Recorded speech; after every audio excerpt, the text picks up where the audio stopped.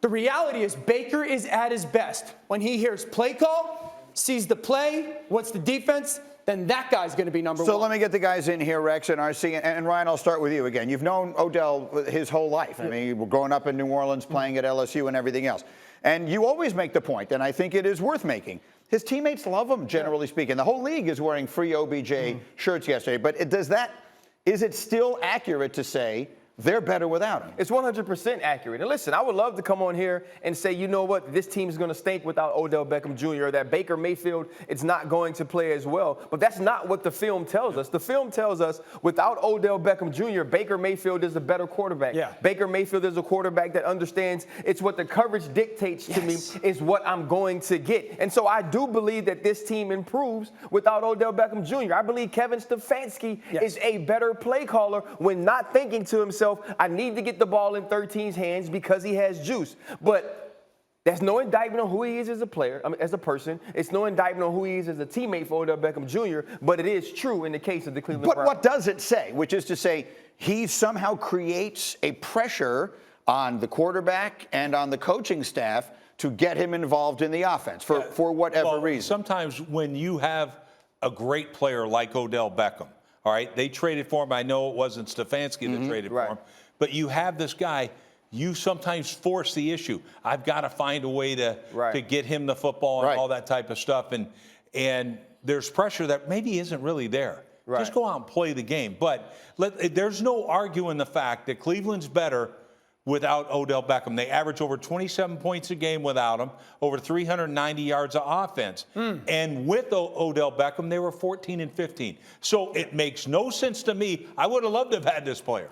See, it makes sense to me, because Kevin Stefanski watches game film all week, and he's realizing the defense plays this to personnels and formations, and I know types of plays that can attack those things.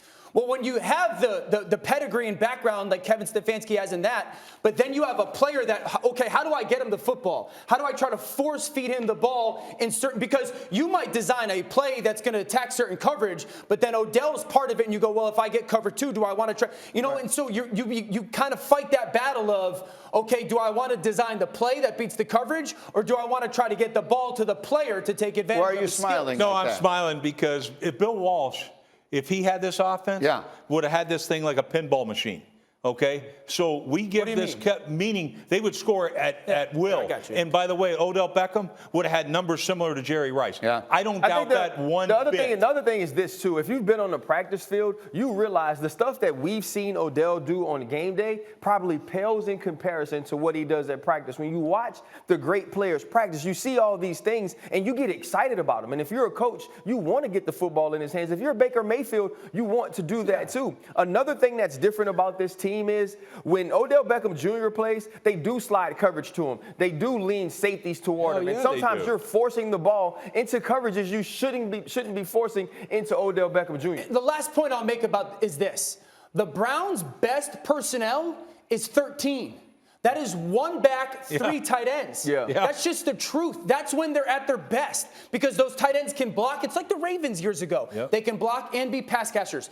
This offense is built upon the run game. So you are in your best when you're running the football and having your tight ends on the field. So another thing that they've been fighting is they go to 11. They go to 12. But that's not their strength. That's not when they're at their best. Another thing I can say, having been a talk show host for a very long time, is that sometimes that pressure can be externally created, which is to say, you know what we've never done on this show? We've never counted how many targets did Anthony Schwartz have. We've never counted how many targets did Jarvis Landry have. We're putting up a full screen every single week when Odell is not getting his targets, and that might create some sort of pressure. Having said that, let's give credit where it's due.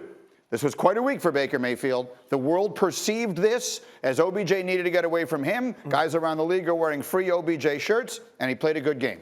Played his best game of the season. This is the Baker Mayfield that I expected to watch this season. If Baker Mayfield went out and stunk yesterday, there would be a very deep and loud conversation about how bad he is at football. I felt that this was the most important game in Baker Mayfield's career, given what transpired over this past week. And he went out and played convicted, confident, and fantastic football. Only had one miss.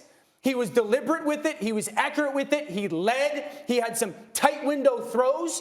And this is the quarterback that I thought to see. This is the play caller in Kevin Stefanski that I expected to see. This was the offense and the team that I thought to see. I thought this was the most important game for Baker Mayfield this in his career, and I thought it was the best game of the season. Super quick, Baker. Yeah, look, Baker, I expected him to play like this because when his back's against the wall, this dude comes out fighting. Yep. The best of Baker Mayfield comes out. That's what showed up yesterday. Okay, let me get to. Thank you for watching ESPN on YouTube. For live streaming sports and premium content, subscribe to ESPN+.